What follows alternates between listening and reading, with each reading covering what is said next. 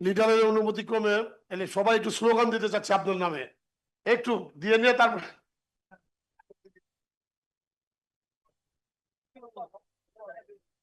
No slogan, কোনো slogan না, স্লোগানের কিছু নাই তো। এখানে কাউন্সিলররা এসছে, ঠিক আছে, নেতৃবৃন্দ দুই চারটা কথা বলবেন, জি জি। কাউন্সিলররা ভোট দিবেন, আমরা যারা দায়িত্ব পাবে তাদেরকে দায়িত্ব দিব, তারা দায়িত্ব অনুযায়ী দায়িত্ব পালন করবেন। শর্টকাট। এ পর্যায়ে অত্যন্ত গুরুত্বপূর্ণ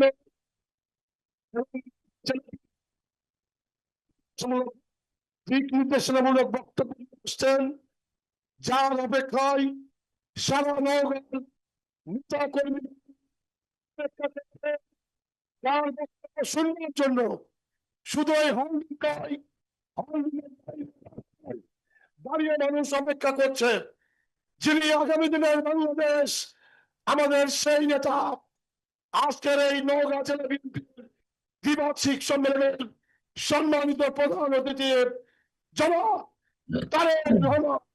জনাব তারেক রহমান আপনাদের সামনে বক্তব্য নিয়ে আসছেন। ধন্যবাদ, ধন্যবাদ খায়রুল। বিসমিল্লাহির রহমানির রহিম। নওগাঁ জেলা দ্বিবার্ষিক সম্মেলন উপলক্ষে আয়োজিত আজকের এই অনুষ্ঠানের সম্মানিত সভাপতি জনাব রেজু, মঞ্চে উপস্থিত স্থায়ী কমিটির সম্মানিত সদস্য জনাব ইকবাল মাহমুদ, উপস্থিত নওগাঁ জেলা বিএনপির নেতৃবৃন্দ, উপস্থিত আমাদের সাংগঠনিক বিভাগের সাংগঠনিক নেতৃবৃন্দ, ঢাকা একসময়ের ঢাকা মহানগরী দায়িত্বে নিয়োজিত জনাব বীর মুক্তিযোদ্ধা জনাব আব্দুল সালাম সহ আমার সামনে উপস্থিত নওগাঁ জেলা বিএনপির কাউন্সিলর বৃন্দ এবং সাথে অঙ্গ ও সহযোগী সংগঠনের প্রিয় নেতাকর্মী ভাই ও বোনেরা, আসসালামু আলাইকুম। আশা করি আপনারা সবাই কম বেশি ভালো আছেন। ভালো আছেন তো? আলহামদুলিল্লাহ। প্রিয় ভাই বোনেরা, প্রিয় সহকর্মীবৃন্দ, আজকে এখানে এই যে আমরা সকলে একত্রিত হয়েছি, আমরা কেন একত্রিত হয়েছি? আমরা একত্রিত হয়েছি আজকে জেলা বিএনপি আমাদের সম্মেলন অনুষ্ঠিত হচ্ছে। এই সম্মেলনের লক্ষ্য বা উদ্দেশ্য কি? আমি জানি এর আগে অন্য অন্য নেতৃবৃন্দ যারা বক্তব্য রেখেছেন আমার আগে, তারা সবাই কিছু কিছু বিষয় বলেছেন। আমিও আমার অবস্থান থেকে আপনাদের সামনে সংক্ষেপে তুলে ধরতে চাই সম্মেলনটি আমরা করছি কেন। দেখুন, এই যে আমাদের প্রিয় দল বিএনপি, বাংলাদেশ জাতীয়তাবাদী দল, ক্যামেরাম্যানে যে আছেন, ক্যামেরার পেছনে দায়িত্বে যে আছেন, আমাকে দয়া করে কাউন্সিলররা যেদিকে বসে আছেন ক্যামেরাটা ওই দিকে আপনি ফোকাস করেন। আমি কাউন্সিলরদেরকে দেখতে চাই, মঞ্চটা না, কাউন্সিলর বিন্দুকে দেখতে চাই আমি। ক্যামেরাটা ঘুরিয়ে দেন, ঠিক আপনার পেছন দিকটা আমাকে দেখান। হ্যাঁ, এই যে মঞ্চ থেকে ফোকাসটা দেন, যাতে আমার সামনে যারা আছে, আমি মঞ্চের সামনে যারা আছে সবাইকে দেখতে পাই, সাইড থেকে না, মাঝামাঝি জায়গা থেকে দেন। জি, ধন্যবাদ। এখন প্রিয় নেতৃবৃন্দ, প্রিয় সহকর্মীবৃন্দ, এই যে আমাদের প্রিয় দল বিএনপি, এটি কিন্তু একটা বিশাল বড় দল, এবং বিশাল বড় দলটাকে যদি আপনি কম্পেয়ার করেন, বিশাল বড় একটি পরিবার। আমাদের প্রত্যেকের কিন্তু পরিবার আছে, পরিবার কিছু নিয়ম নীতি আছে, পরিবারটা কিভাবে চলবে, কিভাবে পরিচালনা হবে পরিবার, নিয়ম নীতি, রীতি নীতি, এগুলা থাকে পরিবারের মধ্যে। ঠিক দলটাও যে একটা বিশাল পরিবার, এই দলেরও কিছু রীতিনীতি নিয়ম কানুন আছে, নিয়ম কানুন থাকে, প্রত্যেকটি সংগঠনের থাকে, প্রত্যেকটি পরিবারের থাকে। সেই নিয়ম কানুন রীতির অংশ হিসাবেই কিন্তু একটি অংশ হচ্ছে এই যে সংগঠন। দ্বিবার্ষিক সম্মেলন হবে, 2-3 বছর পরে পরে সম্মেলন হবে, পরিবারের যে সদস্যরা থাকবেন, অর্থাৎ আপনারা যারা কাউন্সিলর, বিভিন্ন পর্যায়ের কাউন্সিলর, আপনারা বসে আলোচনা করে ভোট গ্রহণ পদ্ধতির মাধ্যমে হোক, একটি পদ্ধতির মাধ্যমে আপনারা আগামী সাংগঠনিক মেয়াদ পর্যন্ত এই জেলায়, অথবা থানার সম্মেলন যদি হয়, অথবা ইউনিয়ন সম্মেলন যদি হয়, 2 জন 3 জন 5 জন ব্যক্তিকে আপনারা দায়িত্ব দিবেন, এবং পরবর্তী সাংগঠনিক মেয়াদ পর্যন্ত এই মানুষগুলো দলকে পরিচালনা করবে, দলকে সংগঠিত করবে, দলের পক্ষে আরো বেশি সংখ্যক নেতাকর্মী সংগ্রহ করবে, এবং দলের যে নীতি বা আদর্শ আছে সেগুলো মানুষের কাছে পৌঁছে দিবে। অর্থাৎ আমরা একটি রাজনৈতিক দল, আমরা কাদের জন্য রাজনীতি করি ভাই? আমরা তো রাজনীতি করি এই দেশ এবং এই দেশের মানুষের জন্যই তো আমরা রাজনীতি করি, তাই নয় কি? কি ঠিক বলেছি ভাই? ঠিক বলেছি? এই দেশের মানুষ এবং এই দেশের জন্য আমরা রাজনীতি করি, অর্থাৎ এই দেশের মানুষের জীবনযাত্রা একটু যাতে অন্তত ভালো হতে পারে, সেই সেই বিষয়ে কি কি পরিকল্পনা আমাদের আছে, এই দেশের স্বাধীনতা, এই দেশের সার্বভৌমত্ব, এই দেশের সম্পদ, এই সবগুলোকে ঠিকভাবে রেখে কিভাবে মানুষের পক্ষে এইগুলোকে ব্যবহার করা যায়, মানুষের জন্য ব্যবহার করা যায়, এই সকল বিষয় আমাদের যে পরিকল্পনা, এগুলো মানুষের কাছে পৌঁছে দেওয়ার দায়িত্ব হচ্ছে নেতৃবৃন্দের, দায়িত্ব হচ্ছে কর্মীদের। তো এখন প্রিয় ভাই বোনেরা, আজ আমরা সম্মেলন অনুষ্ঠান করব। একটু পরে আমার বক্তব্য শেষ, যতটুকু আমার ধারণা আছে আমার বক্তব্যের পরে আপনাদের ভোটাভুটি বা কাউন্সিল শুরু হবে এবং তার মাধ্যমে আপনারা নির্বাচিত করবেন। প্রিয় সহকর্মীরা, আসুন আমাদেরকে সেই মানুষগুলোকে আজকে ভেবে চিন্তে সিদ্ধান্ত নিয়ে আমাদেরকে সেই মানুষগুলোকে দায়িত্ব দিব যারা আগামী দিন দলকে সঠিকভাবে পরিচালনা করবে। আজকে আজকে আপনারা এখানে যারা উপস্থিত আছেন, আপনাদের নিশ্চয়ই সবার একটি অভিজ্ঞতা আছে। কথাটি আমি প্রায় সব জায়গায় বলি। দেখুন, কথা তো অল্প, কথা কিন্তু খুব বেশি নেই। নতুন প্রতিদিন যে নতুন কথা বলা যায় তাও না, কিন্তু যেটা সঠিক কথা, যেটি স্বাভাবিক কথা, যেটি বাস্তব কথা, সেটি কিন্তু অল্পই হবে। কথাটি কি? কথাটি হচ্ছে এই যে আপনাদের একটি অভিজ্ঞতা, আমার সাথে দলের বহু নেতাকর্মী এই কথাটি শেয়ার করেছেন, সেই জন্যই আমি কথাটি জানি। আমারও যখন দেশে ছিলাম আমি, সেই সময় আমিও যখন সাধারণ মানুষের কাছে গিয়েছি, কথা বলেছি, তারাও আমাকে একই কথা বলেছে। আমারও কম বেশি সেই অভিজ্ঞতাটা আছে, হয়তো আপনাদের বেশি আছে, আমার একটু কম আছে বিভিন্ন পারিপার্শ্বিকতার কারণে, কিন্তু একটু হলেও আছে আমার সেই অভিজ্ঞতা। কি সেটি? আমার পরিচয় কি? আমি একজন বিএনপি করি, হ্যাঁ। আমার পারিবারিক পরিচয় শহীদ জিয়া আমার পিতা, দেশনেত্রী খালেদা জিয়া আমার মা। কিন্তু আমার একটি পরিচয়, আমি বিএনপির একজন কর্মী। আপনার যেরকম বিএনপির কর্মী হিসেবে পরিচয়, আমি যখন রাস্তায় যাই, পথে হাঁটি, তখন কিন্তু আমাকে মানুষ বিএনপি হিসেবেই চেনে। কিন্তু আপনারা এই ঘরে যারা বসে আছেন, আপনারাও যখন আপনাদের এলাকা দিয়ে হাঁটেন, আপনাদের এলাকার মানুষের সাথে কথা বলেন, ধরেন কারো নাম রফিক, তো ওই এলাকায় হয়তো আরো 3টা রফিক আছে, কিন্তু আপনি এলাকা দিয়ে হেঁটে যাচ্ছেন, মানুষ কিন্তু বলে ওই যে বিএনপির রফিক হেঁটে যাচ্ছে, হয় না ভাই এরকম? আপনাকে কি বলে? বিএনপির রফিক হেঁটে যাচ্ছে। তো ব্যাপারটা হচ্ছে এরকম, আপনাকে চেনি বিএনপি দিয়ে। এখন আপনি যখন কোথাও যান, কোনো অনুষ্ঠানে যান, সেটি পারিবারিক অনুষ্ঠান হোক, সেটি সামাজিক অনুষ্ঠান হোক, ধর্মীয় অনুষ্ঠান হোক, যেটাতেই যান, আপনার কাছে কিন্তু সাধারণ মানুষ যারা দেশ নিয়ে সচেতন, দেশ নিয়ে চিন্তা ভাবনা করে, বিষয় আশয় চিন্তা ভাবনা করে, ভবিষ্যৎ চিন্তা ভাবনা করে, হয়তো কোনো দল তারা করে না, কোনো রাজনৈতিক দল করে না, কিন্তু ওই মানুষগুলো কিন্তু আপনাদের কাছে আসে। বিশেষ করে আপনারা যারা বিভিন্ন পর্যায়ের নেতৃত্বের দায়িত্বে আছেন, আপনাদের কাছে এসে তারা জিজ্ঞাসা করে যে আচ্ছা ভাই, কি হবে, দেশের কি অবস্থা হবে, দেশের শিক্ষার, ছেলেদের মেয়েদের শিক্ষার ব্যবস্থা কি হবে, দেশের মানুষের চিকিৎসা ব্যবস্থা কি হবে, এরকম বিভিন্ন বিষয়ে জিজ্ঞেস করে। ঠিক বললাম না ভুল বললাম? করে না? করে তো মানুষ, জিজ্ঞাসা করে। আচ্ছা, তো এখন ভাই, নিজেকে আপনি জিজ্ঞেস করেছেন কখনো? কখনো কি নিজেকে জিজ্ঞেস করেছেন কেন আপনার কাছে এসে জিজ্ঞেস করে?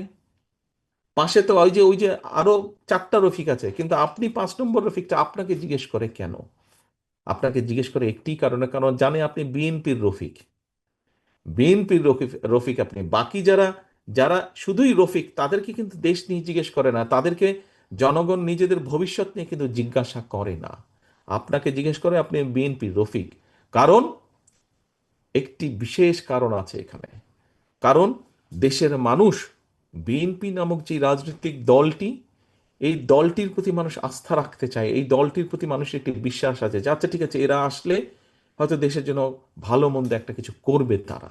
এবং সেই জন্যই যখন আপনি যান, আপনাকে সেই বিএনপি হিসাবে তারা এসব কিছু জানতে চায়, এসব জিজ্ঞেস করে। এখন প্রিয় সহকর্মীবৃন্দ, আপনি একজন ইউনিয়নের নেতাই হন, আপনি একজন ওয়ার্ড পর্যায়ের নেতাই হন, আপনি একজন থানা বা জেলা পর্যায়ের নেতা হন না কেন, আপনাকে আজকে একটি বিষয় উপলব্ধি করতে হবে, একটি বিষয় আপনাকে অনুধাবন করতে হবে যে বিএনপির নেতা হিসাবে আপনি যে পর্যায়েই হন না কেন, আপনার কিন্তু একটি বিরাট দায়িত্ববোধ আছে, একটি বিরাট রেসপন্সিবিলিটি আছে আপনার এলাকার মানুষ, আপনার দেশের মানুষের প্রতি। কারণ মানুষের ওই ভরসাটা আপনার উপরে আছে। কিন্তু এই ভরসাটা ধরে রাখার দায়িত্ব কিন্তু আপনার, তাই নয় কি? আমরা আমাদের পারিবারিক অবস্থান থেকে কি দেখি? হয়তো পরিবারের কোনো মুরব্বী আছে অথবা পরিবারের একজন সদস্য আছে, আমরা যদি কোনো টেনশনে পড়ি, কোনো বিষয়ে কোনো কিছুর সমস্যায় পড়ি, সে পারুক না পারুক, কিন্তু তার কাছে কিন্তু আমরা পরামর্শের জন্য যাই। আচ্ছা, কার কাছে পরামর্শ নেওয়া যায়? অমুক মানুষটার কাছে পরামর্শ নেওয়া যেতে পারে। কেন? যে সে সবাইকে মোটামুটি ভালো পরামর্শ দেয়, চেষ্টা করে তাদের বিপদে আপদে থাকে, থাকে না? প্রত্যেক পরিবারেই তো থাকে আত্মীয় স্বজন বন্ধু বান্ধবের মধ্যে এরকম একজন মানুষ থাকে। প্রিয় নেতৃবৃন্দ, সহকর্মীবৃন্দ, বিএনপি হচ্ছে দেশের মানুষের জন্য ওই রকম একজন সদস্য, ওই রকম একজন বিষয়। বিএনপি দেশের মানুষকে, দেশের মানুষ সেই জন্যই, এই দেখেন করোনা হলো, এই দেখেন বিভিন্ন সময় বন্যা হয়েছে, বিভিন্ন সময় বিভিন্ন প্রাকৃতিক দুর্যোগ হয়েছে, বিভিন্ন বিষয় হয়েছে, বিএনপির নেতাকর্মীরা কিন্তু যার যতটুকুই আছে কম বেশি সেটি নিয়ে কিন্তু তারা সাধারণ মানুষের পাশে দাঁড়িয়েছে। প্রচুর এরকম ঘটনা আছে দেশের, সারা দেশের বিভিন্ন জায়গায় বিভিন্ন এলাকায়, ঝড় তুফান যেটাই হোক, মানুষের ঘর বাড়ি ভেঙে গেছে, মানুষ অসুস্থ হয়েছে, বিএনপির নেতাকর্মীরা ডাক্তার নিয়ে গিয়েছে, তাদের ডাক্তারদেরকে নিয়ে গেছে, তাদের স্বেচ্ছাসেবক দলের নেতাকর্মীদেরকে নিয়ে গেছে, অথবা নিজেরা মিলে গ্রুপ নিয়ে গিয়েছে, যার যত চিরা মুড়ি যা পেরেছে দিয়ে কম বেশি মানুষকে সাহায্য করেছে, সহযোগিতা করেছে, মানুষ এটা দেখেছে। আপনারা দেখেছেন যখন শহীদ জিয়া দেশের দেশের দেশ পরিচালনার দায়িত্বে ছিলেন, আমরা দেখেছি তার আগে কি হয়েছে, দুর্ভিক্ষ হয়েছে, কিন্তু শহীদ জিয়া শুধুমাত্র খালগুলোকে কেটে খালে পানি এনে কৃষকের পানির ব্যবস্থা করে কিভাবে দেশের ফসল উৎপাদন দ্বিগুণ করেছিলেন, বৃদ্ধি করেছিলেন। প্রিয় ভাই বোনেরা, দেশের মানুষ প্রায় 20 কোটি। এই 20 কোটি মানুষের অর্ধেক নারী। এখন এই অর্ধেক জনসংখ্যাকে রেখে পিছনে রেখে কিন্তু আমরা দেশকে সামনে নিতে পারবো না। এবং একটি জাতিকে যদি সামনে এগিয়ে নিয়ে যেতে হয়, অন্তত বেসিক শিক্ষা ব্যবস্থাটা নিশ্চিত করতে হবে। আমরা কি দেখেছি দেশনেত্রী খালেদা জিয়ার সময়?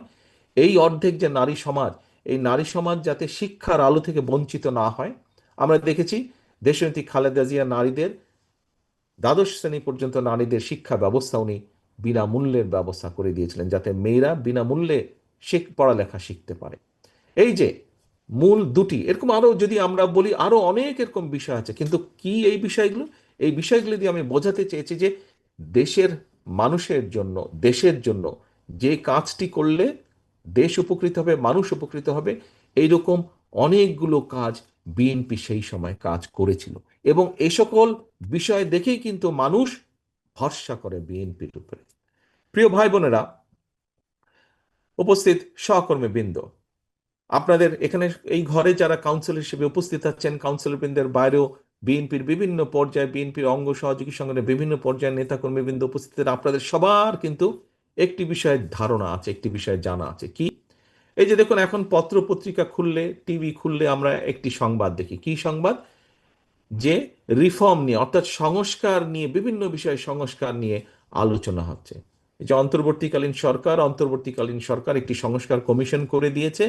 এই কমিশন বিভিন্ন বিষয় নিয়ে আলোচনা করছে, সংস্কারের বিভিন্ন বিষয় নিয়ে, যে কি কি সংস্কার করলে দেশের কি কি ভালো হবে। নেতৃবৃন্দ,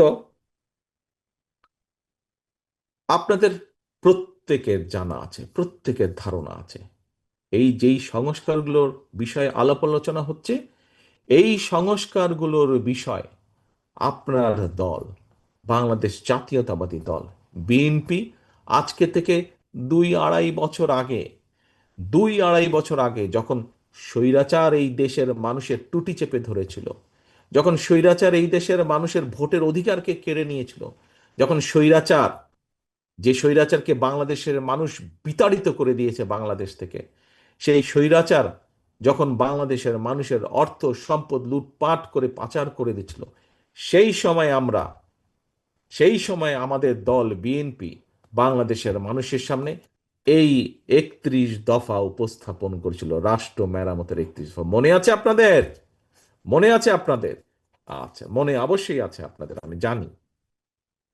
এই 31 দফার মধ্যে নিশ্চয়ই আপনারা কম বেশি সকলে দেখেছেন, এই 31 দফার মধ্যে বিএনপি কি কি সংস্কার করতে চায় রাষ্ট্রকে মেরামত করার জন্য, রাষ্ট্রকে জনগণের মতন করে গড়ে তোলার জন্য কি কি মেরামত করতে চায় রাষ্ট্র কাঠামো, সেই বিষয়গুলো সব আছে এই 31 দফার মধ্যে।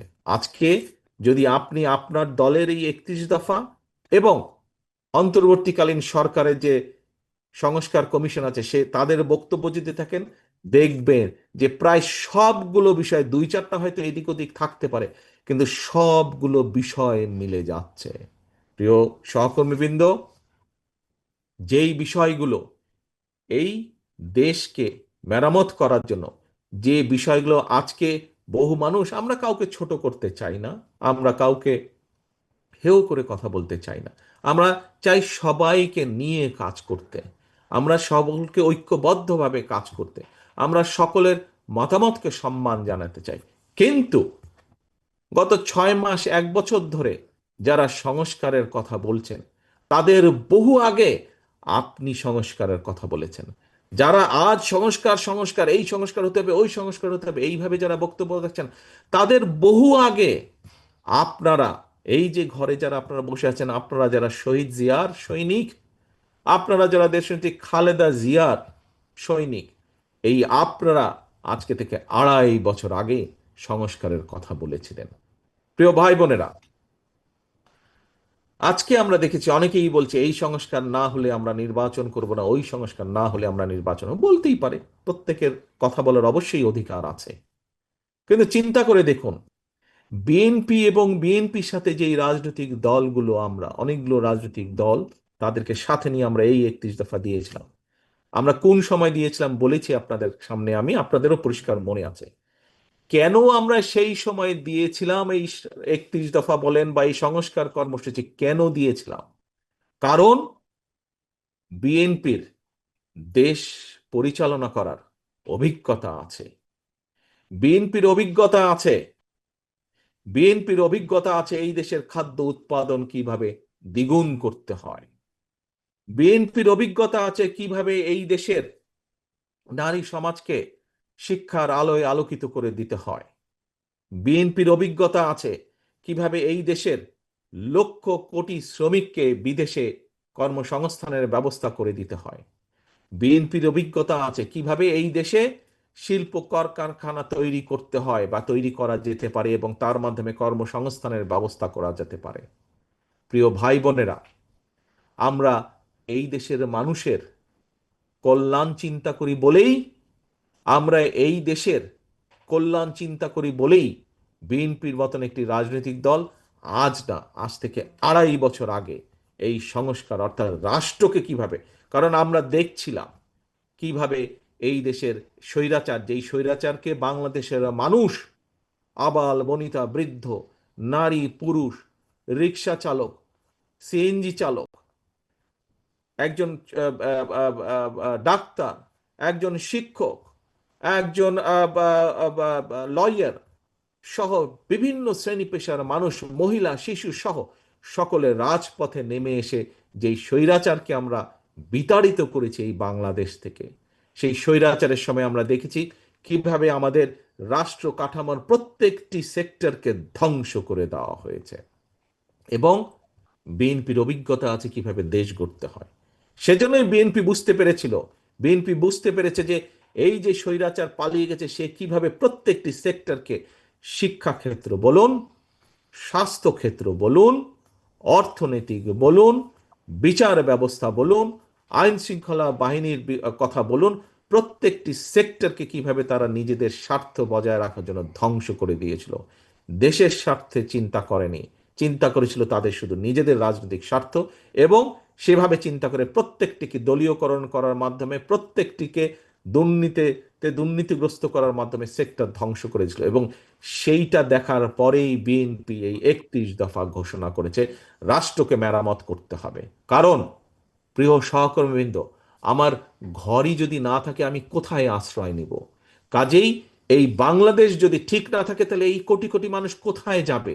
এই কোটি কোটি মানুষের প্রথম এবং শেষ আশ্রয়স্থল, এই কোটি কোটি মানুষের প্রথম এবং শেষ আবাসস্থল এই বাংলাদেশ, এই 55,126 বর্গ মাইলের যে দেশ বাংলাদেশ আমাদের, এটি আমাদের প্রথম এবং শেষ আশ্রয়স্থল। সেজন্যই বিএনপি 31 দফার কথা বলেছে, 31 দফা দিয়েছে রাষ্ট্র মেরামত গঠনের জন্য। প্রিয় ভাই বোনেরা, আপনারা আন্দোলন করেছেন, সংগ্রাম করেছেন। বিএনপি সহ আরো কিছু আমরা রাজনৈতিক দল বিগত 1 বছরও বেশি সময় ধরে জনগণের রাজনৈতিক অধিকার দাবি আদায় করার জন্য, জনগণের ভোটের অধিকার দাবি আদায়ের জন্য, জনগণের কথা বলার দাবি আদায় করার জন্য, জনগণের অর্থনৈতিক স্বাধীনতা প্রতিষ্ঠিত করার জন্য গত 1 যুগেরও বেশি সময় ধরে বিএনপি রাজপথে ছিল, বিএনপি আন্দোলন করেছিল। এবং এই আন্দোলনের ফলে কি হয়েছে? আমরা আমাদের বহু সহকর্মীকে হারিয়েছি, আমাদের বহু সহকর্মী গুম খুনের শিকার হয়েছে, বহু মানুষ অত্যাচারিত নির্যাতন হয়েছেন, আমাদের বহু সহকর্মী পঙ্গুত্ব বরণ পর্যন্ত করেছেন, বহু মানুষের, বহু সহকর্মী, বহু নেতাকর্মীরা আমাদের ঘর বাড়ি ব্যবসা বাণিজ্য ধ্বংস করে দেওয়া হয়েছে। তারপরেও কিন্তু বিএনপি থেমে থাকেনি, তারপরেও বিএনপির নেতাকর্মীরা কিন্তু থেমে থাকেনি। প্রিয় সহকর্মীবৃন্দ, শুধু আমরাই নই, আমাদের সাথে, আমাদের পাশে থেকে অন্য অন্য আরো অনেক রাজনৈতিক দল আমাদের সাথে ছিল। শুধু রাজনৈতিক দলের নেতাকর্মীরা নয়, রাজনীতি করে না এরকম সাধারণ মানুষ, শিক্ষক বলেন, ডাক্তার বলেন, উকিল মোক্তার বলেন, সাধারণ গৃহবধূ বলেন, সাধারণ মানুষ বলেন, এরকম বহু মানুষ যারা প্রতিবাদ করেছিল ওই স্বৈরাচারের বিরুদ্ধে, তাদের অন্যায়ের বিরুদ্ধে যারা প্রতিবাদ করেছিল, এরকম বহু মানুষ অত্যাচারিত হয়েছে, নির্যাতিত হয়েছে, এবং সে কারণেই রাজপথে নেমে এসেছিল সকলে, এবং তার ফলে স্বৈরাচার পালিয়ে যেতে বাধ্য হয়েছে। প্রিয় সহকর্মীবৃন্দ, আন্দোলন বলুন, সংগ্রাম বলুন, যুদ্ধই বলুন, যেভাবেই বলুন না কেন, সেটির একটি পর্ব শেষ হয়েছে। এখন দ্বিতীয় পর্ব শুরুর পালা। দ্বিতীয় পর্ব কি? যেই দাবি আমরা করে আসছিলাম গত 1 যুগেরও বেশি সময় ধরে, কি ছিল সেই দাবি? সেই দাবি ছিল জনগণের রাজনৈতিক অধিকার প্রতিষ্ঠার দাবি। অর্থাৎ জনগণের দেশ এই বাংলাদেশ, কাজে এই দেশের মালিক এই দেশের 20 কোটি জনগণ।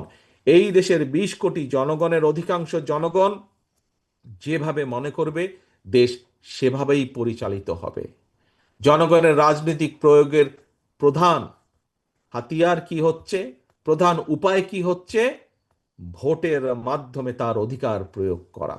এবং ভোটের মাধ্যমে জনগণ জানান দিয়ে দেয়, ভোটের মাধ্যমে জনগণ সিদ্ধান্ত দিয়ে যায় যে জনগণের এই দেশ কারা পরিচালনা করবে একটি নির্দিষ্ট সময় পর্যন্ত। জনগণ সেই দায়িত্ব একজনকে দিয়ে দেয়। অর্থাৎ জনগণের অধিকার প্রতিষ্ঠার প্রথম, রাজনৈতিক অধিকার প্রতিষ্ঠার প্রথম পদক্ষেপ হচ্ছে ভোট, যার জন্য এই দেশের বহু মানুষ, রাজনৈতিক বিএনপি সহ বিভিন্ন রাজনৈতিক দলের বহু নেতাকর্মী গুম হয়েছে, বহু নেতাকর্মী হত্যার শিকার হয়েছে, বহু নেতাকর্মী, লক্ষ লক্ষ নেতাকর্মী জেল জুলুম কেস কাচারির মিথ্যে মামলার ক্ষতিগ্রস্ত হয়েছে। আমি নিশ্চিত আজকে এই সম্মেলন আমার সামনে যারা বসে আছেন, আপনাদের মধ্যে বহু নেতাকর্মী আছেন যারা এই মিথ্যা মামলার, গায়েবী মামলার শিকার হয়েছিলেন। যারা আছেন না আপনাদের মধ্যে, হাত তুলতে বললেই দেখা যাবে প্রায় প্রত্যেকটি মানুষ এখানে হাত তুলেছে মিথ্যা মামলার শিকার হয়ে। প্রিয় সহকর্মীবৃন্দ, আমাদের সামনে আমরা এখন কি দেখছি? আমরা দেখছি যে যেই দাবি আদায়ের জন্য জনগণ রাজপথে এসেছিল, জনগণ একটি স্থিতিশীলতা চায়। জনগণ চায় এই দেশের সম্পদ জনগণের স্বার্থে ব্যবহৃত হোক। জনগণ চায় এই দেশের মাটিতে আইন শৃঙ্খলা বজায় থাকুক। জনগণ চায় এই দেশের ভবিষ্যৎ শিক্ষার্থী যারা, ভবিষ্যৎ বাংলাদেশ যারা, তারা ঠিকভাবে শিক্ষার সুযোগ পায়। জনগণ চায় এই দেশের মানুষ মিনিমাম তাদের স্বাস্থ্য সেবা পায়। জনগণ চায় এই দেশের মানুষ তাদের যোগ্যতা মেধা অনুযায়ী চাকরি বাকরি হোক আর ব্যবসা বাণিজ্য করার সুযোগ হোক, সেই সুযোগ যাতে পায়। অর্থাৎ একটি স্বাভাবিক পরিবেশ জনগণ প্রত্যাশা করে।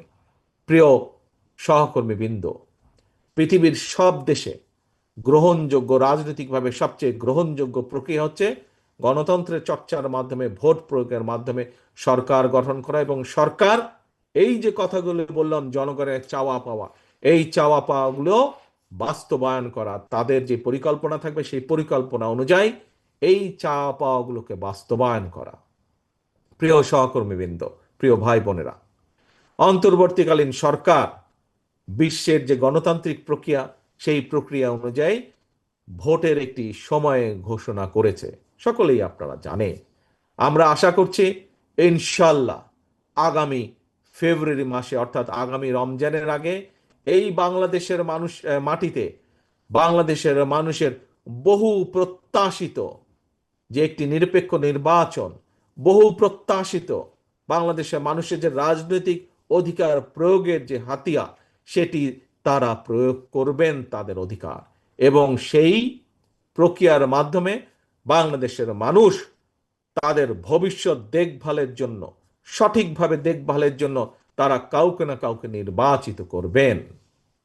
প্রিয় ভাই বোনেরা, একটি রাজনৈতিক দল হিসাবে, রাজনৈতিক দলের সদস্য হিসাবে অবশ্যই আমাদের প্রত্যাশা থাকবে যে জনগণ আমাদেরকে ইনশাল্লাহ নির্বাচিত করবেন। কিন্তু শুধু নির্বাচিত করলে হবে না। নির্বাচিত ভাই আপনি হয়ে গেলেন ইনশাল্লাহ, বা ইনশাল্লাহ নির্বাচিত আপনি হয়ে যাবেন যদি আপনি জনগণের আস্থা অর্জন করতে পারেন। জনগণের আস্থা, জনগণের বিশ্বাস ধরে রাখার মাধ্যমে, জনগণের আস্থা, জনগণের বিশ্বাস অর্জন করার মাধ্যমে আপনি ইনশাল্লাহ হয়তো জিতে গেলেন। কিন্তু তার পরের বিষয়গুলো কিন্তু আরো গুরুত্বপূর্ণ, তার পরের বিষয়গুলো কিন্তু আরো কঠিন, তার পরের বিষয়গুলো কিন্তু আরো অনেক অনেক বেশি প্রয়োজনীয়। কি সেটি? দেশকে সঠিকভাবে পরিচালনা করা। একটু আগে আমার বক্তব্যে আমি বলেছি আমাদের সামনে অনেকগুলো চ্যালেঞ্জ আছে, অনেকগুলো চ্যালেঞ্জ আছে। কি সেই চ্যালেঞ্জ? একটা দুইটা করে দুই চারটাও যদি আপনাদের সামনে, সবাই আপনারা জানেন বিষয়গুলো, সবাই আপনারা এই ঘরে উপস্থিত প্রতিটা মানুষ আপনারা জানেন। আমাদের প্রচুর বেকার আছে সারা বাংলাদেশে, তরুণদের মধ্যে, যুবকদের মধ্যে প্রচুর বেকার আছে। এই শিক্ষিত বেকার হোক, অল্প শিক্ষিত বেকার হোক, এই বেকারদের কর্মসংস্থানের ব্যবস্থা করতে হবে। করতে হবে না আমাদেরকে? করতে হবে তো। আমাদের নদী নালা খাল বিলগুলো শুকিয়ে গেছে। শুকিয়ে যাওয়ার ফলে একদিকে যেরকম কৃষি কাজের জন্য কৃষকের পানির সমস্যা হয়, আবার আরেক দিকে দেখি আমরা অল্প বন্যায় বা অল্প বর্ষা মৌসুমে বৃষ্টি বাদলে অনেক এলাকা বাংলাদেশের ভেসে যায়। পানিগুলো যাবে কোথায়? এই খাল খনন করতে হবে আমাদেরকে, নদী খনন করতে হবে, কৃষিকের জন্যই হোক, পানির জন্যই হোক, অথবা বন্যাকে প্রতিরোধ করার জন্যই হোক। আমাদের শিক্ষার কি অবস্থা? আপনাদের প্রত্যেকেরই আত্মীয় স্বজন, সন্তান, নিজেদের সন্তানরা এই দেশে পড়ালেখা করছে। আপনারা কম বেশি প্রত্যেকেই এই ব্যাপারে আপনারা সঠিকভাবে আপনারা জানেন যে সেই শিক্ষা ব্যবস্থা বদলাতে হবে।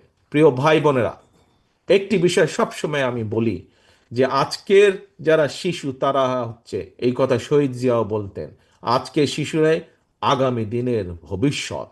আমরা যদি এই শিশুদেরকে আজকে সঠিকভাবে গড়ে তুলতে পারি, একজন গার্জিয়ান হিসেবে, এখানে প্রত্যেকেই গার্জিয়ান, প্রত্যেকেরই সন্তান সন্ততি আছে, একজন শিশুকে যদি আজ সঠিকভাবে গড়ে তোলা যায়, কাল সে দেশকে সঠিকভাবে গড়ে তুলতে পারবে। কাজে আমাদের এই শিক্ষা ব্যবস্থাকে ঠিক করতে হবে। শিক্ষা ব্যবস্থার কি দরকার, কি অবস্থা আপনারা জানেন।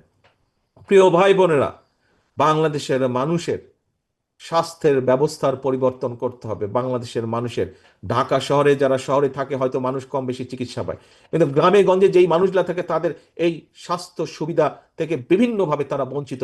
এটিকে কিছুটা হলেও আমাদেরকে উন্নত করতে হবে। এরকম আরো অনেকগুলো ব্যবস্থা আছে, শিক্ষা বলেন, স্বাস্থ্য বলেন, কৃষি বলেন। এই চ্যালেঞ্জগুলো আমাদের গ্রহণ করতে হবে। এই বিষয়গুলোর প্রতি আমাদেরকে নজর দিতে হবে, কারণ এইগুলি হচ্ছে মানুষের চাওয়া, এগুলি হচ্ছে মানুষের পাওয়া। এখন ভাই বোনেরা, সহকর্মীবৃন্দ, কেন আমি এই কথাগুলো আপনাদের সামনে তুলে ধরছি এটা আপনারাও বুঝতে পারছেন। কারণ ওই যে প্রথমে বলেছি, বাংলা আপনি যখন যান আপনাকে সে জিজ্ঞেস করে ভাই কি হবে, দেশের কি হবে, অর্থাৎ জনগণ আপনাদের কাছে জানতে চায়, বিভিন্ন পর্যায় থেকে জনগণ জানতে চায়। কারণ জনগণ মনে করে বিএনপি তাদের জন্য কিছু একটা ভালো মন্দ করতে পারবে।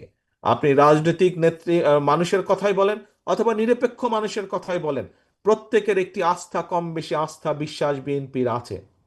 তারা চায়, তারা প্রত্যাশা করে বিএনপি এই দেশের মানুষের জন্য গঠনমূলক কাজ করবে।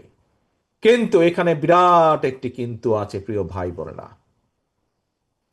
এই যে বিএনপির যেই প্রত্যাশা, বিএনপির যে পরিকল্পনা, দেশকে সামনে এগিয়ে নিয়ে যাওয়ার, মানুষের জীবনযাত্রা কিছুটা ভালো করার, এই পরিকল্পনা যাতে বাস্তবায়িত না হতে পারে তার জন্য কিন্তু ষড়যন্ত্র চলছে, ধীরে ধীরে তার জন্য ষড়যন্ত্র চলছে। তাই এই পরিকল্পনাকে ভণ্ডুল করে দেওয়ার জন্য একই সাথে দেশ যাতে গণতান্ত্রিক অবস্থায় ফিরে আসতে না পারে, মানুষের ভোটের অধিকার যাতে বাস্তবায়িত হতে না পারে, সেইটাকেও ভণ্ডুল করে দেওয়ার জন্য কিন্তু বিভিন্ন জায়গায় ষড়যন্ত্র চলছে, ষড়যন্ত্র শুরু হয়েছে। প্রিয় ভাই বোনেরা, সম্মানিত কাউন্সিলর বৃন্দ, আজকে হয়তো এইখানকার অনেকেই সেদিন উপস্থিত ছিলেন আমার সামনে। আপনাদের নিশ্চয়ই মনে আছে, এই স্বৈরাচার পালিয়ে যাওয়ার কয়েকদিন পরে, মাস খানেকের মধ্যে আমি আপনাদের সাথে বসেছিলাম, বিভিন্ন জেলার নেতা কর্মীদের সাথে বসেছিলাম, এবং সেখানে আমি সেদিন বলেছিলাম যে আমাদের মধ্যে অনেকেই ভাবছেন, আরে ভাই, একটি প্রতিপক্ষ তো মাঠে নেই, কাজেই আগামী নির্বাচন কি আর অত কঠিন হবে? আমি তখন বলেছিলাম যে আগামী নির্বাচন বাংলাদেশের ইতিহাসে যত নির্বাচন হয়েছে তার মধ্যে সবচাইতে কঠিন হবে। মনে আছে আপনাদের? আপনাদেরকে বলেছিলাম আমি সেদিন। সেদিন অনেকেই আমার সামনে উপস্থিত ছিলেন আপনারা। প্রিয় ভাই বোনেরা, 1 বছর আগে আমি কথা বলেছিলাম যে অদৃশ্য শক্তি কাজ করছে, বিভিন্ন রকম ষড়যন্ত্র হচ্ছে, এত সহজ হবে না যতই সহজ মনে করছেন। যত সহজ মনে করছেন, পুরা বিষয়টি সম্পূর্ণভাবে তার উল্টা, একদম বিপরীত, ততই কঠিন হবে। আজকে কি অনুধাবন করতে পারছেন আপনারা? বুঝতে পারছেন আমার কথার অর্থ কি ভাই বোনেরা? বুঝতে পারছেন যে সামনে কঠিন হবে? হ্যাঁ, কিন্তু এই কঠিন পথ, এই যে কঠিন হবে, এর মধ্যে আপনারা পত্রপত্রিকা বিভিন্ন বিষয় থেকে আপনারা এখন অনেকেই বুঝতে পারছেন যে আসলেই তো তারেক রহমান যা বলেছিল, মনে হয় কথাটা বোধহয় খুব বেশি ভুল বলেনি। কিন্তু এই কঠিন পথ, সেই ষড়যন্ত্র ভণ্ডুল করা হোক, এবং আমাদের যে পরিকল্পনা 31 দফা, সেই অনুযায়ী দেশকে এগিয়ে নেওয়া যাওয়াই হোক না কেন, প্রত্যেকটি কাজ ইনশাল্লাহ আল্লাহর রহমতে আমরা সফল করতে পারবো, যদি যদি বিএনপি নামক যে পরিবারটি আছে, এই পরিবারের সকল নেতাকর্মী দুইটা কাজ করে। কি বলবো? কি দুইটা কাজ শুনতে চান? কি শুনতে চান? দুইটা কাজ কি? আচ্ছা, ঠিক আছে, যেহেতু শুনতে যাচ্ছেন বলি। কাজগুলো আপনারাও জানেন, কিন্তু আপনাদের সহকর্মী হিসাবে, আপনাদের নেতা হিসাবে আপনাদের সামনে এইটি আমি তুলে ধরছি আবার। 1 নম্বর কাজ হচ্ছে, একটি, ওই যে প্রথমেই বক্তব্যের বলেছি, রাজনৈতিক দলের লক্ষ্য আদর্শ কি, পুঁজি কি?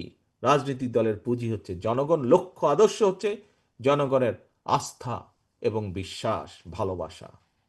প্রিয় সহকর্মীবৃন্দ, এই ঘরে আপনারা শহীদ জিয়ার যত নেতা কর্মী আছেন, এই ঘরে দেশনেত্রী খালেদা জিয়ার যত সৈনিক আছেন, শুধু এই ঘরে না, আপনি বিএনপি হোক, আপনি যুবদল হন, ছাত্র দল হন, স্বেচ্ছাসেবক দল হন, মহিলা দল হন, মৎস্যজীবী দল হন, কৃষক দল হন, যেই হন না কেন, শুধু একটি পরিচয়, শহীদ জিয়ার কর্মী আমি, খালেদা জিয়ার সৈনিক আমি। এই ঘরেই শুধু না, সারা বাংলাদেশে, সমগ্র বাংলাদেশে শহীদ জিয়া, খালেদা জিয়া যত নেতাকর্মী আছে, প্রত্যেককে প্রত্যেককে সতর্ক থাকতে হবে, সচেতন থাকতে হবে একটি বিষয়, যে এমন কিছু করা যাবে না যেখানে আমাদের প্রতি জনগণের আস্থা এবং ভালোবাসা নষ্ট হোক, বিশ্বাস নষ্ট হোক। এই কাজটি করা থেকে 100% বিরত থাকতে হবে। পারবেন? পারবেন আপনারা? আমাদেরকে পারতে হবে ইনশাআল্লাহ। ধন্যবাদ। আমাদেরকে পারতে হবে, আমাদের চেষ্টা করতে হবে। একজন আরেকজনের দিকে নজর রাখবেন, যাতে আপনার পাশের সহকর্মীটি এমন কোনো কাজ না করে যাতে করে দল ক্ষতিগ্রস্ত হয়। একই সাথে, এটার সাথে 2 নম্বরে যাবার আগে 1 নম্বরেরই একই সাথে আরেকটি বিষয় খেয়াল রাখতে হবে। প্রিয় সহকর্মীবৃন্দ, এই ঘরে যারা আছেন আপনারা, আমি একটু আগেই বলেছি, আমার ধারণা, আমি মনে করি প্রায় প্রত্যেকেই আপনারা গায়েবী মামলার শিকার হয়েছিলেন না? হাত তুলেন তো, কাদের বিরুদ্ধে মামলা আছে, কারা এই স্বৈরাচারের সময় শিকার হয়েছিলেন এই বিভিন্ন গায়েবী মামলার? ধন্যবাদ। আপনারা অত্যাচার নির্যাতনের শিকার হয়েছিলেন। আপনারা বছরের পর বছর আদালতের বারান্দায় ঘুরেছেন। আমাদের এমন অনেক সহকর্মী আছে যাদের জেলে থাকা অবস্থায় তাদের পরিবারের, তাদের বাবা বা মা মারা গিয়েছিলেন। হাত করা পড়া অবস্থায় তাদেরকে জানাজায় নিয়ে যাওয়া হয়েছে। আমাদের নেতাকর্মী আছে হাত করা পড়া অবস্থায় হাসপাতালের বারান্দায় মৃত্যুবরণ করেছে বিনা চিকিৎসায়। আপনারা সেই দলের কর্মী, সেই দলের নেতা। 60 লক্ষ নেতাকর্মী আমার, যাদের বিরুদ্ধে গায়েবী মামলা, মিথ্যে মামলা ছিল। প্রিয় ভাই বোনেরা, 1 নম্বরের প্রথম কথাটি বলেছি, প্রত্যেককে আমাদের সচেতন থাকতে হবে। আমাদের দ্বারা যাতে এমন কোনো কাজ না হয়, শুধু নওগাঁ না, 64টি জেলার 872,000 গ্রামের প্রত্যেকটি নেতাকর্মীকে সচেতন থাকতে হবে। এমন কাজ যাতে না হয়, যাতে করে দল ক্ষতিগ্রস্ত হয়, জনগণের আস্থা বিশ্বাস নষ্ট হয়। একই সাথে আপনাদেরকে খেয়াল রাখতে হবে, মামলা আপনারা খেয়েছেন স্বৈরাচারের সময়, অত্যাচার নির্যাতনের শিকার আপনারা হয়েছেন। আপনার বাড়িতে রাতের অন্ধকারে ওই হেলমেট বাহিনী, হাতুড়ি বাহিনী আর দলীয় পুলিশ দিয়ে অত্যাচার নির্যাতন করা হয়েছে। প্রিয় সহকর্মীবৃন্দ, আল্লাহ চায় তো ইনশাল্লাহ সামনে আপনি দেশ পরিচালনা করবেন, জনগণের জন্য কাজ করবেন। আপনি হয়তো ইনশাল্লাহ, আল্লাহ চাইলে, আল্লাহর রহমতে এই দেশের জনগণের সমর্থনে আপনি সরকার গঠন করবেন। আপনার পিছে কিন্তু এখন অনেক ঘুঘু ঘুরঘুর ঘুরঘুর ঘুরঘুর করছে। এই ঘুঘুদের প্রতি খেয়াল রাখতে হবে। এই ঘুঘুরা কারো না, এই ঘুঘুরা শুধু নিজের স্বার্থ বুঝে। তারা আসবে, তারা আপনাকে ব্যবহার করবে, তারা আপনার সুনাম নষ্ট করবে, নিজেদের স্বার্থ অধিকার করবে। তারা দলের সুনাম নষ্ট করবে, নিজেদের স্বার্থ অধিকার করবে, আবার সুসুর করে দুঃসময় দেখলে তারা পালিয়ে যাবে। এই ঘুঘুরা যাতে আসতে না পারে, এই দলের স্বার্থকে নিজের স্বার্থে ব্যবহার করার জন্য সুযোগ না পায়, এই খেয়াল আপনাদেরকে রাখতে হবে। পারবেন? পারবেন এই ঘুঘুদেরকে দূরে রাখতে? এই ঘুঘুরা শুধু নিজেদের, এরা কারো না। এই ঘুঘুদের প্রতি সতর্ক দৃষ্টি রাখতে হবে। আসুন সহকর্মীবৃন্দ, এবার দ্বিতীয় পয়েন্টটা বলি। ওই ষড়যন্ত্রকে যদি ঠেকিয়ে দিতে হয়, মানুষের অধিকার, গণতন্ত্র প্রতিষ্ঠার ষড়যন্ত্রকে যদি ঠেকিয়ে দিতে হয়, যদি আপনার এই 31 দফা, দেশ এবং জনগণের জন্য 31 দফা যেটি আপনি দিয়েছেন, সেটিকে যদি বাস্তবায়ন করতে হয়, তাহলে অবশ্যই অবশ্যই এবং অবশ্যই শহীদ জিয়া, খালেদা জিয়ার প্রত্যেকটি সৈনিককে আপন ভাইয়ের মতন, আপন ভাই বোনের মতন ঐক্যবদ্ধ থাকতে হবে যে কোনো মূল্যে। পারবেন? কে ভাইরা, পারবেন না কে? রে দুর্বল, একদম হাত তুলে বলতে পারে না পারবো। জোরে বলেন পারবো ইনশাল্লাহ। প্রতিজ্ঞা করেন আল্লাহর নামে যে ইনশাল্লাহ আমরা ঐক্যবদ্ধ থাকতে পারবো। ধন্যবাদ সকলকে। এখন প্রিয় ভাই বোনেরা, তাহলে এই আজকের যে সম্মেলন, এই সম্মেলন যে নওগাঁ জেলার যে বিএনপি সম্মেলন, এই সম্মেলনের মাধ্যমে, এবং আরেকটি জিনিস খেয়াল রাখতে হবে, 1 নম্বরে যেই বিষয়গুলো বলেছি, আপনার এখানে বিএনপির নেতা কর্মী সবাই, অর্থাৎ মূল সংগঠনের, আমাদের আরো অনেকগুলো অঙ্গ এবং সহযোগী সংগঠন আছে, তাদের সকলের গার্জিয়ান আপনারা। বুঝেন তো নাকি? এটা তো বুঝেন, আপনারা গার্জিয়ান বিএনপি হিসাবে। গার্জিয়ান হিসাবে আপনাদের দায়িত্ব থাকবে সকল অঙ্গ এবং সহযোগী সংগঠনের যে নেতাকর্মী আছে, তাদের প্রতিও নজর রাখা, যাতে তাদের মধ্যেও কেউ এমন কোনো কাজ করতে না পারে যাতে জনগণের আস্থা এবং বিশ্বাস নষ্ট হয় বিএনপির প্রতি। এইটি গার্জিয়ান হিসেবে আপনাদেরকে এই দায়িত্ব পালন করতে হবে। এখন প্রিয় ভাই বোনেরা, ভোটের টাইম হয়ে যাচ্ছে, অনেক লম্বা কথা বলে ফেলেছি আমি। আসেন, আজকের এই যে সম্মেলন, এই সম্মেলনেতে একটি লক্ষ্য উদ্দেশ্য কি, আমরা ঠান্ডা মাথায় সুন্দর করে বিবেচনা করে আমরা আগামী সাংগঠনিক মেয়াদ পর্যন্ত কারা নওগাঁ জেলায় দল পরিচালনা করবেন, তাদেরকে আমরা দায়িত্ব দিব। আজকে এখানে টোটাল কতজন দেখলাম? টোটাল প্রায় 15-16 জনের মতন বিভিন্ন 3টি পদে যারা এখানে কম্পিটিশন করবেন বা যারা কাউন্সিলরদের মতামত চাইবেন, আপনারা যে কোনো কয়েকজন ব্যক্তিকে দায়িত্ব দিবেন। এটি হচ্ছে আজকে আমাদের যেমন মূল বিষয়। একই সাথে আসুন আমরা তাহলে দুটি বিষয় আজকে এখানে প্রতিজ্ঞা করি।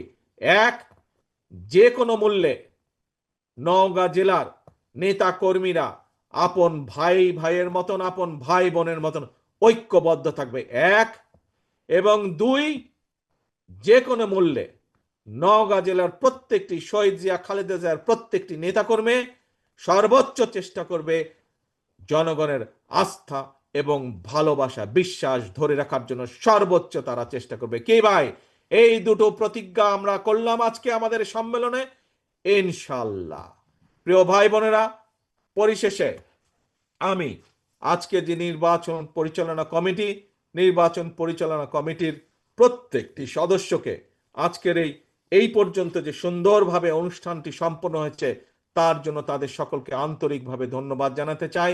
এবং আমি প্রত্যাশা করব এতক্ষণ সুন্দরভাবে যেভাবে এই অংশটি পরিচালিত হলো বা সম্পন্ন হলো, আমাদের পরবর্তী যে সম্মেলনের অংশ সেটি ইনশাল্লাহ সফলভাবে পরিচালিত হবে, সফলভাবে সম্পন্ন হবে। প্রিয় ভাই বোনেরা, সম্মেলনের সার্থকতা সফলতা কামনা করে এবং এবং আপনারা হাত তুলে আল্লাহর নামে যে দুটি প্রতিজ্ঞা করলেন, দলকে ঐক্যবদ্ধ রাখার এবং দলের প্রতি জনগণের আস্থা এবং বিশ্বাসকে ধরে রাখার যে দুটি প্রতিজ্ঞা করলেন, আপনারা অক্ষরে অক্ষরে সেই দুটি প্রতিজ্ঞা পালন করবেন, এই প্রত্যাশা রেখে আমি আমার বক্তব্য শেষ করছি। আল্লাহ হাফেজ। বাংলাদেশ জিন্দাবাদ। বাংলাদেশ জাতীয়তাবাদী দল জিন্দাবাদ।